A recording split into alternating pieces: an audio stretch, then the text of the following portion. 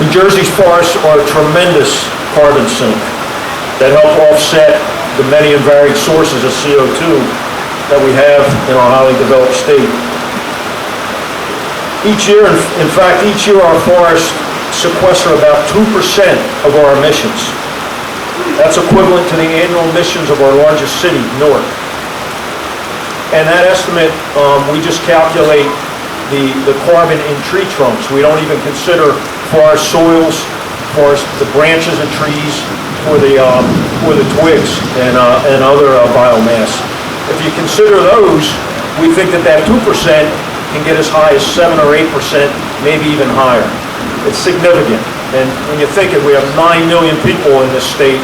If we're locking up 7 to 8% of the carbon emissions, it's really, really amazing. So our forests work hard for us. And if we hold on to them, we properly manage them, and we can avoid, by our proper management, that catastrophic release of CO2 that would result from wildfire or insect outbreak, we can maintain that significant sequestration rate. We may even be able to add to it if we can reforest some of these non-ag areas that were formerly forested and do a better job of optimizing tree cover in our urban and community forests. And of course, by utilizing our forests, when we harvest them, we process the wood into useful products that will last even longer and keep that carbon locked up even longer into the future. As an example, our forestry folks are out here on the mill this morning. I hope you all got a chance to look at it. It's pretty cool. A bur oak came down several years ago on campus. It was about 170 years old. It was over 100 feet tall, and it had a DBH, or a diameter pressed height, of over 60 inches. It was a big tree. So we're processing that now, and we hope to make some useful products, some benches and picnic tables and things along that line to keep that carbon stored even longer. The bur oak, over its lifetime, provided about $10,000 in environmental services.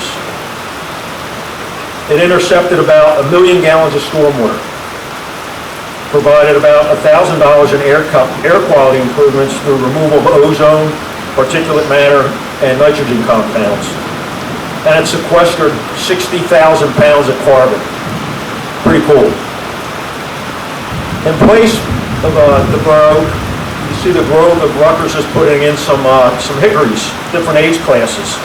We estimate that over their 60-year lifespan, they'll provide about $35,000 in environmental services, intercept about 3 million gallons of stormwater, provide about $3,500 in air quality improvements, and sequester about 182,000 pounds of carbon.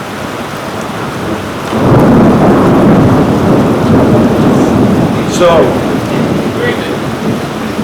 if you think about it, these are the services that just these few trees provide. If you think about all the trees that we have here on campus, that we have on our 2 million acres of forest, there's really a lot going on in terms of what our forests are doing for us.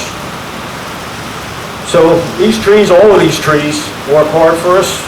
We of course need to care for them. And then at least every Arbor Day, we need to come out and celebrate them.